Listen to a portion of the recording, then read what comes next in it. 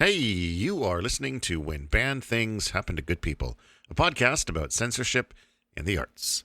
My name is Todd Sullivan. With me this week is no one at all. And this episode, I am going to be talking about the Texas Chainsaw Massacre.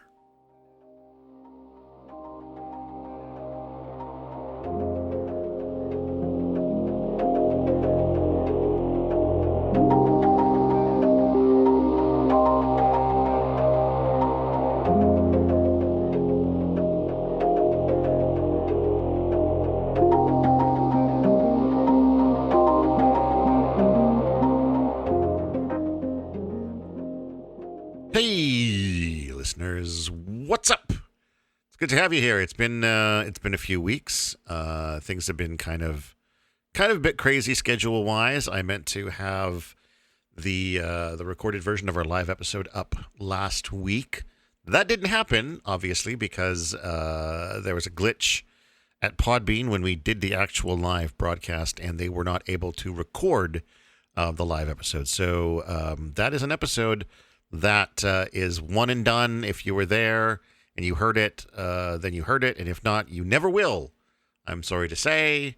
It's lost to the sands of time. But we did have a caller from Jerusalem, which was pretty exciting.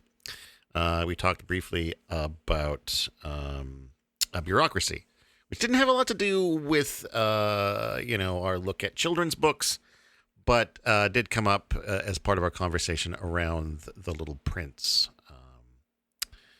But yeah, it was a wrap up of what we called our summer reading program, doing 4 children's books over the summer, and now that's gone. But here we are. It's a brand new week, brand new episode, and as I said, I'm here by myself, which is a little bit different and a little bit nervous for me. But we're just going to see how it goes. Why am I by myself? Well, I'll tell you.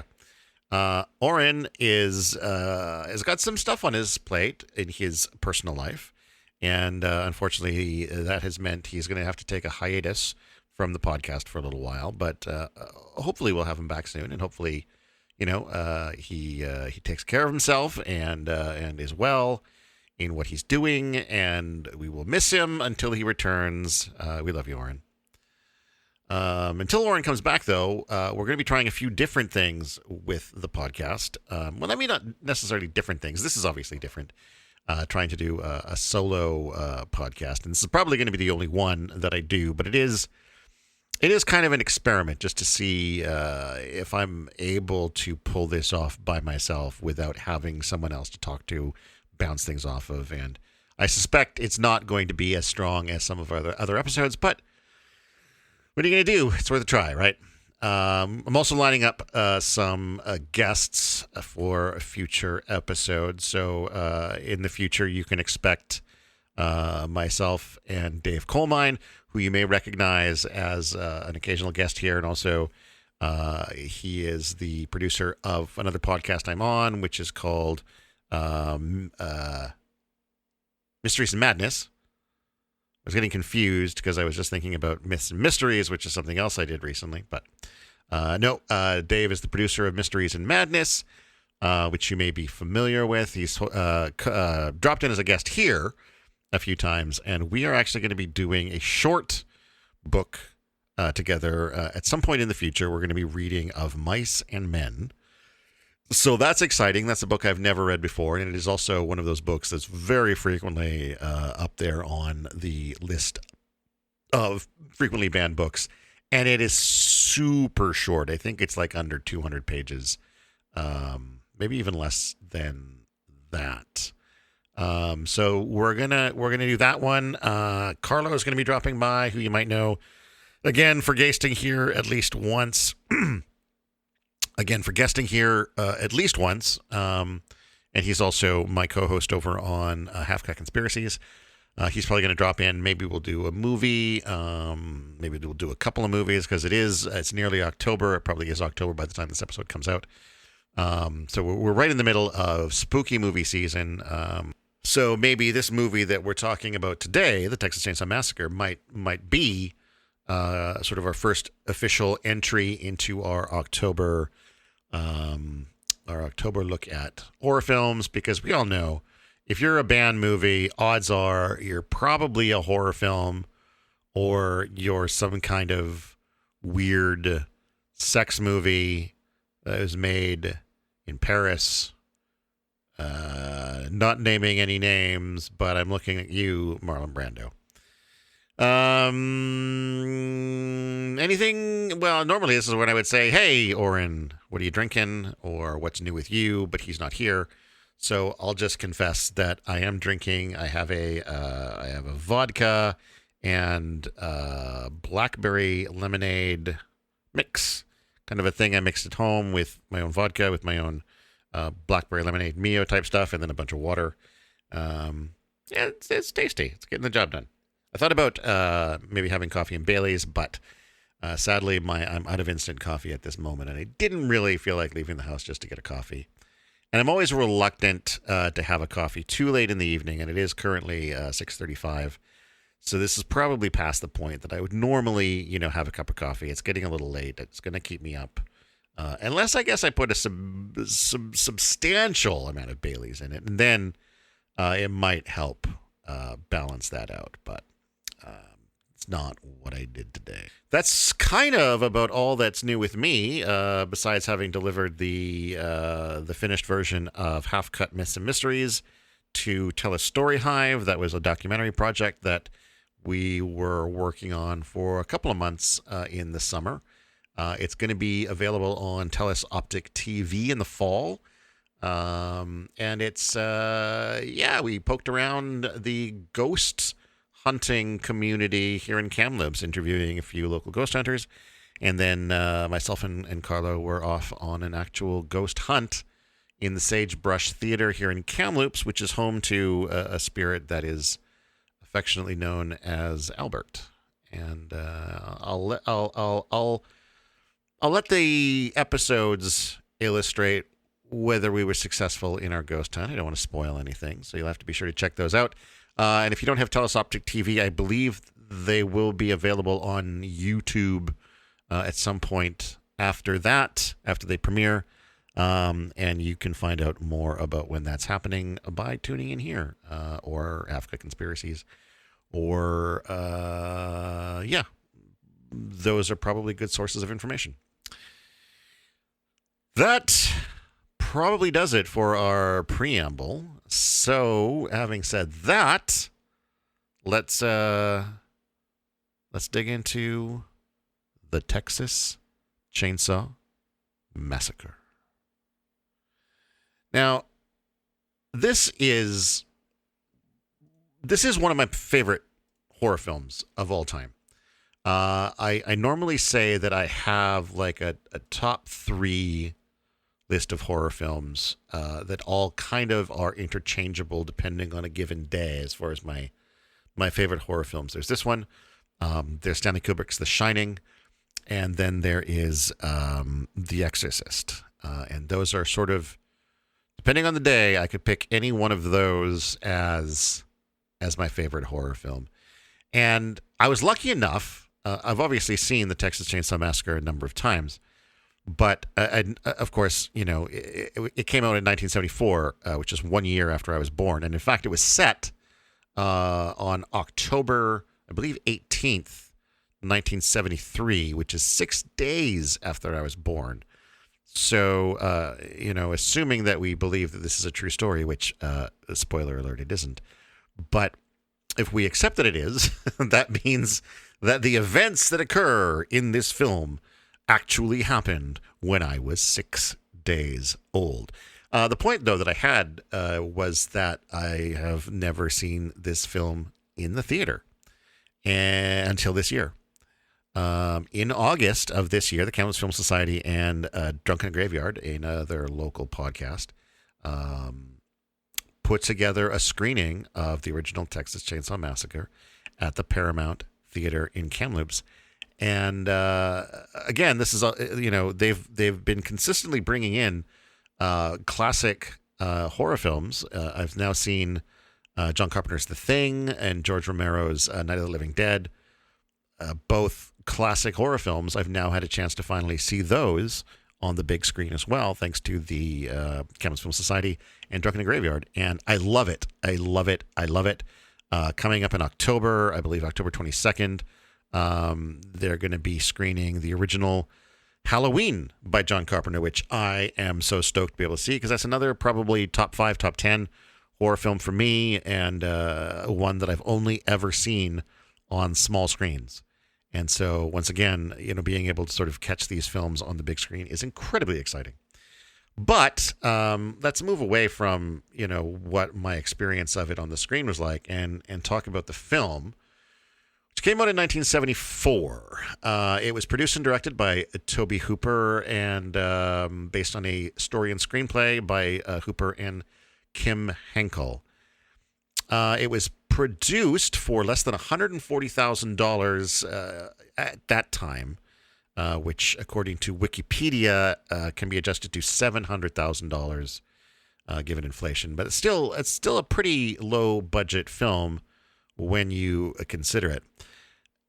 And one of the things that I think is really surprising about this movie, particularly because it has been banned, is that there's almost no visible gore in this film.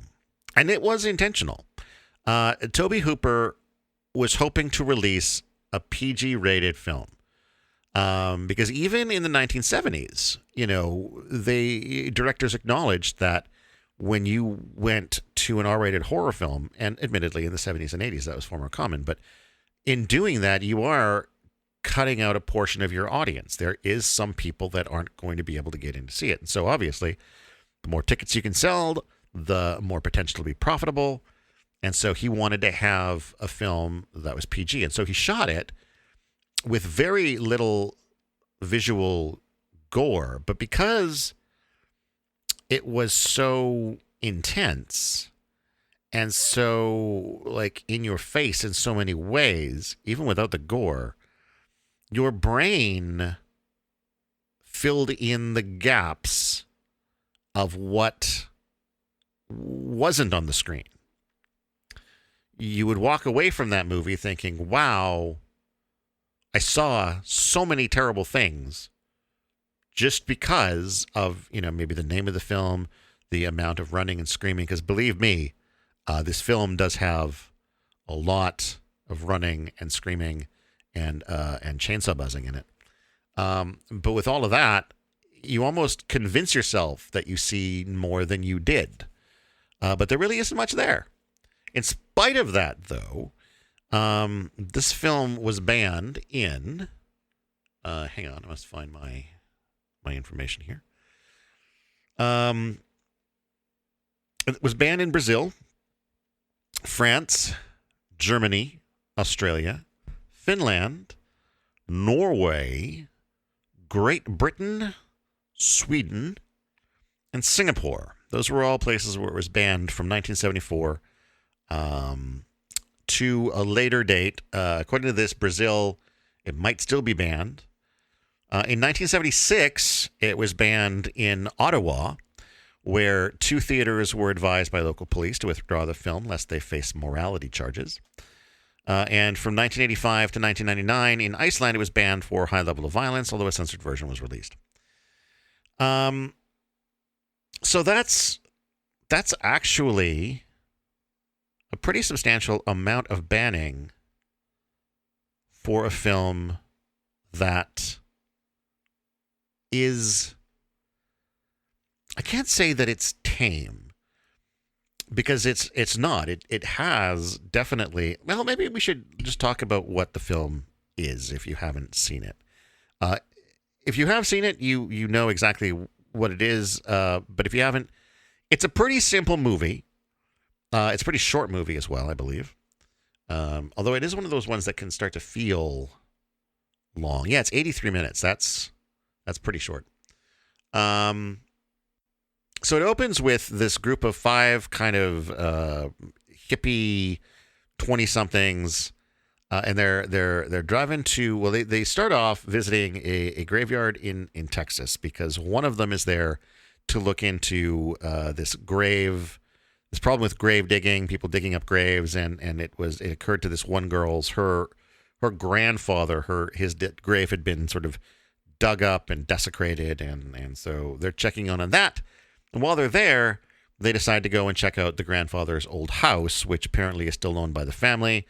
They drive out there. It's all kind of beat up and dilapidated, but they're all a bunch of, horny teenage types. So every kind of pair kind of pairs up, and one pair goes off to make out somewhere, another pair goes off to the swimming pool somewhere, and the fifth wheel, the guy in the wheelchair, who I guess literally is a fifth wheel, is left to sort of wheel around the house and complain about how nobody cares about him. Now, on their way out to the house, they stop at a gas station that is apparently out of gas. And so they're in this position where they're low on gas. They might have to wait until the next day for gas to arrive at this gas station. But then, at the same time, this couple that went out to the swimming hole, they see in the distance, they hear like a sound. And as they get closer, they realize it's a generator, and that the generator is running on gas. So they think, hey, let's maybe see if this fine family here will hook us up with some fuel, and we can come back and pay them back later, as long as we can just get enough to get to the next gas station. Now, unfortunately, this isn't the kind of house that is particularly inviting to unwelcome guests. So as our man walks into the house looking for someone who might help or offer some gas, he is instead met with a sledgehammer to the back of the head, whereupon he drops to the ground like a sack of potatoes, starts kind of having a bit of a seizure there, as you might after being bashed on the back of the head by a sledgehammer, and then he's carted away into the back by none other than Leatherface, the very famous horror franchise character who's, he's kind of the main antagonist in this, but he's also part of a bigger family. But it's not surprising that character is the one that stood out from the rest of them in the film, because he is pretty unique, which is to say, he wears the skins of his victims on his face. Thus, Leatherface. And it does seem like he's got a few different kind of looks. Like he's got like the formal skin, he's got a casual skin. He's always kind of mixing the skins up and always looking for new skins as well, which is some of what will happen with some of the people in this story. After he disappears, that fellow's, not Leatherface, of course, after the man infiltrating the house disappears, the girlfriend gets the sense that her man has been away for too long, and so she goes into the house to poke around a little bit and see where he's gotten to, and she manages to investigate the house a little bit further, a little bit deeper than he did. And so she stumbles into this area that's got like just tons of bones. It's a bit too much for her as she realizes what she's looking at and the kind of situation that she's in. And as she goes to get back out of the house again, Leatherface emerges from his back room, grabs her and pulls her back in, slaps her on a meat hook, as you do with someone you don't want getting away from you. And then he goes back to chopping up her boyfriend with a chainsaw, presumably getting all that good meat off of him, even though it's not a traditional butcher weapon, or I shouldn't even say weapon. Butchers don't need weapons. Butchers need tools. It's not a traditional butcher's tool, the chainsaw, as far as I know. But, correct me if I'm wrong. At some point, the able-bodied man who is back at the house with the rest of the group decides to go and see where the pair has disappeared to. He disappears as well, leaving just the brother and sister whose family house it is, and the brother who's in a wheelchair wants to go back to town, wants to get to the gas station and try to contact help, which to me seemed like the more sensible idea, though, we'll find out later that it probably wouldn't have helped much. Whereas his sister wants to go stumbling into the woods looking for the rest of their party who is missing. I would say, personally, that just, stumbling into the darkness after 3 other people have vanished and you've heard no response from them, no response to your, hollering at them, honking the horn, any of this. I kind of think that's a bad idea, but unfortunately, the sister decides that's what she wants to do, and since the fellow in the wheelchair isn't going to be able to drive the car by himself, he plunges along after her. Now, it's not long that they're in this darkness before they come across Leatherface, who kind of goes from like being in the darkness to having like his chainsaw at 0 to 60 in like a second. But he comes out and he just slams that chainsaw right into the torso of the guy in the wheelchair. Just brah! And it's a long scene where you got this chainsaw just chopping in this guy like brrr, and this guy like and his arms flailing around, and the woman's like ah, and it's back to the chainsaw like, brrr, and then the guy like and it goes on and on and on. And even though there's no real blood to be seen except for some spatter that's landing on Leatherface's apron, there's really nothing to see here. The guy in the wheelchair is shot over the shoulder, so you don't ever see the chainsaw actually entering him. You just sort of see the spatter on Leatherface's apron, and then you see the woman screaming and freaking out, and then again it's over the shoulder. But it's the idea, right? It's the idea of what you're seeing where your brain fills in those gaps that the film doesn't provide for you. You create that image of blood spraying everywhere, even though it's not there. But it does go on for, I feel like, 3 or 4 minutes, which is probably longer than it actually does. But it feels like this goes on for a very long time. And at a certain point, the woman just breaks, runs into the forest, and Leatherface takes off after her. And then we have a very long sequence of her running through the forest and him chasing her. And it's chainsaw sound, brrr, it's woman screaming sound, ah!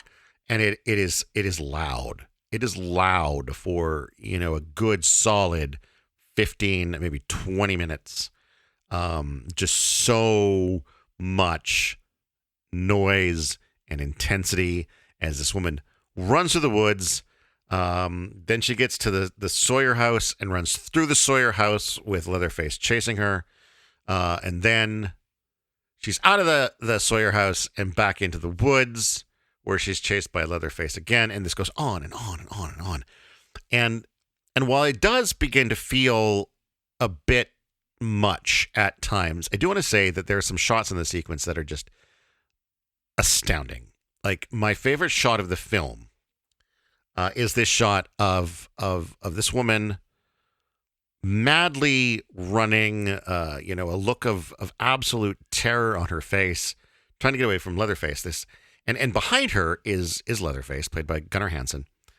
And he is just this massive entity behind her, so much taller, so much thicker, so much more there. Like, and the way it's shot, like it's the two of them running directly at the camera. So you see her in front, and then behind her you see this hulking, overwhelming mass that looks like it could just almost overwhelm her at any moment. And I think that really sells the terror that she's experiencing. That you get that visual sense of just how big this this thing is that's chasing her down and just how vulnerable she is. Eventually, she finds her way back to the gas station they visited earlier that night, and or that day. And the gas station attendant slash owner slash barbecue master is still there, and he greets her and wants to help. Unfortunately, his help seems to consist of slapping her with a broom a bunch of times and then tying her up and throwing her in the back of his truck. Because unfortunately, he's a part of this this cannibalistic murder family as well. And so now that she's tied up, he drives her back to his house, their house. On the way, he encounters the hitchhiker, which I didn't mention earlier. The group in the van when they're first coming to town, they do encounter this hitchhiker who's kind of crazy. Ends up cutting himself and then cutting another guy, and it's a very weird, messed up situation. Anyway, it turns out he's with the family too, of course. And so yeah, they encounter him on the driveway as the gas station owner pulls in with the girl. The girl's tied up. They bring her into the house. They prepare for dinner, where we see Grandpa, who we encountered earlier in the film. I believe when this final girl was running through the house, chased by Leatherface. I think she bumped into Grandpa, and it looked like he was dead. It looked like he was not among the living. His skin was white and puffy, and he didn't move, and he just looked like a corpse. But now, when it's dinner time, they cut her finger, or she gets her finger cut on something. I don't remember exactly how it happens, but she's bleeding, and so they put her finger in Grandpa's mouth so he can consume the blood. And at that point, he does seem to start to move around very subtly, just sort of like, and so little that, like, you could almost argue that the other performers, the other actors in the scene were actually like bumping the body to make the body move. I remember seeing this film early on, maybe the first time I saw it, maybe the second time I saw it, and being convinced that that Grandpa was actually dead, and then being confused by these later scenes where it's like, is he dead? Is he not dead? Because in a little bit as well, they're going to let Grandpa kill this last girl. And because this family, I think, used to own or at least work at a local slaughterhouse, they know how cattle are killed, and they're going to do it the old-fashioned way, which is a smash on the back of the head with a hammer. And so they've got her on her knees over like a bucket or a pail of some kind that her blood is going to go into, and they give the hammer to Grandpa, and they help him to bring the hammer down on the back of her head, but he just drops the hammer on the ground because he's 125 years old. Maybe he's dead. We don't know. But he's not good at hammering people in the back of the head anymore, despite what we've been told by the rest of the family. Now, this goes on 3 or 4, 5 times of him trying to smash her in the back of the head. And eventually she manages to sort of get the better of those who are holding her down and push through them and run through the window out of the house. She's in the driveway. She gets through the window. She gets back up on her feet. She's got that fight or flight, and very clearly it's in flight mode right now. And she bolts down the driveway. She gets to the end of the road. She's like, she's being chased by Leatherface. She's being chased initially by the hitchhiker from the beginning. And she gets to the road, and she's flagging down traffic. She manages to flag down a semi truck, gets into the semi truck, and this kind of I didn't follow this bit very well, but they're in the semi truck, the doors are closed, Leatherface is chainsawing the door of the semi truck, and then instead of the semi truck driver driving away, which does seem like the best approach to me, both the truck driver and our final girl jump out of the passenger side of the truck and then just try to run down the road when I'm sorry, like, you're not going to go as fast as that truck was. And you probably would have been like, that door would have protected you from the chainsaw for the, I don't know, 5 to 10 seconds that it would take to get the truck up to speed that Leatherface could no longer chase you. But that's not what happened. So instead they got out and they're running down the road, and then Leatherface is chasing them again. I don't remember exactly how this happens, but at a certain point, Leatherface ends up getting knocked over onto the ground. The chainsaw lands on his leg and chops his leg up, which is, some pretty cool poetic vengeance there. And then as he gets up and starts limping down the road after his victims again, another truck pulls up. This is just sort of a pickup truck, and it slows down and stops. And our final girl jumps in the back. We don't actually, to my knowledge, ever see what happens to the semi-truck driver.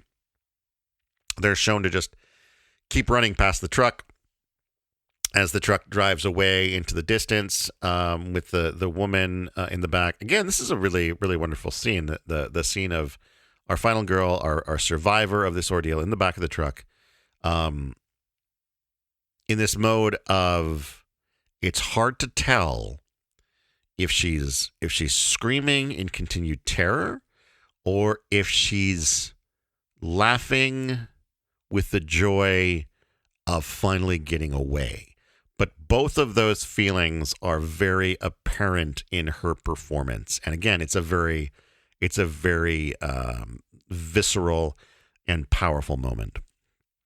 And then, of course, we have the iconic moment where Leatherface does his little chainsaw dance, lifts his chainsaw in the air, does his little twirly thing, and then that's the end of the movie. And fun fact, the opening narration in this film that tells you that it's a true story, even though it's not, is done by John Larroquette, who is perhaps best known from the 1980s TV series Night Court. And I remember learning that in the 80s when Night Court was on, and thinking like, wow, that's crazy. John Larroquette is in this TV show, and he does narrate. Wow, how'd that happen? And it's just because I didn't realize at the time that sometimes actors aren't famous from the moment they start acting, and sometimes they just have to take shitty little jobs. And in this case, I believe that the story is that John Larroquette did the voiceover in exchange for some weed, which, I don't know, I'd say that's a pretty good deal. And that's the film. So, like I said, there's a lot of intense moments. There's a lot of intense visuals. And it's all clearly effective. Because, so many people consider this one of the most intense, one of the nastiest, one of the most overwhelming kind of horror movies of all time. Even though, when you get right down to it, there's so little of that actually on the screen. It's all done in your imagination. It's the power of filmmaking, I guess. And so in the grand conversation of, was this a film that deserved to be banned, I gotta go with like a hard no. Because there's nothing there. I gotta say again, though. Actually, I shouldn't say again. I gotta say, another element that plays to the effect of the film is the way it looks. It's got a very obviously low budget. It was a low budget film, but it has a very almost documentarian style to it, where it almost feels like you're watching, this snuff tape that somebody dug up. And everyone, like, you feel the locations in the film. Like, you feel the heat of the Texas summer. You feel the sweat on these people. You just, everything, every part of this film feels so incredibly visceral. And I think that is a large part of why people react to it the way they do, and why that reaction leads to bannings. Even though, again, nothing to see here. Now, this film would eventually spawn a franchise, including remakes, reboots, reimaginings, just about anything you can throw a stick at. Texas Chainsaw Massacre 2 was also directed and I believe written by Tobe Hooper. And it's a whole other kind of beast. It's almost more black comedy than it is horror film. And then there's a part 4 that features Matthew McConaughey and Renee Zellweger, which is kind of a bonkers film. There's the remake with Jessica Alba. There's a whole franchise that has emerged out of this this kind of low budget random slasher film from 1974 that they even spelt the title wrong on their like original copyright forms and stuff. So it's like the Texas Chainsaw Massacre, not chainsaw, but Texas Chainsaw Massacre. So from these kind of humble beginnings came an unforgettable, iconic horror film that is, I think by many, loved to this day. And that was the Texas Chainsaw Massacre. Thanks for listening, everybody. Particularly thanks for, if you did, sticking through this weird experimental episode of me hosting by myself. We've made it through to the other side. It still feels a little bit weird, just not having anyone to bounce ideas off of, bounce questions off of. Feels almost more formal and less conversational because it's just me, just blah, blah, blah. So, but that's what this is. Hope you enjoyed it. If you did, and if you didn't, I'd love some feedback on this. Love to hear your thoughts on what this first solo, maybe the only solo episode, whether it worked, whether it didn't work, what we could do differently. You can email us at badthingshappen@gmail.com. Along with that, you can easily find all of our socials as well as support links at our website, blahblahblahmedia.com. That's BLAH media. You can find links to our Facebook pages. You can find links to our merch store, which has got a bunch of shirts and throw pillows and mugs and everything else. Some cool stuff there. As well as links where you can support us at either patreon.com or at Buy Me a Coffee.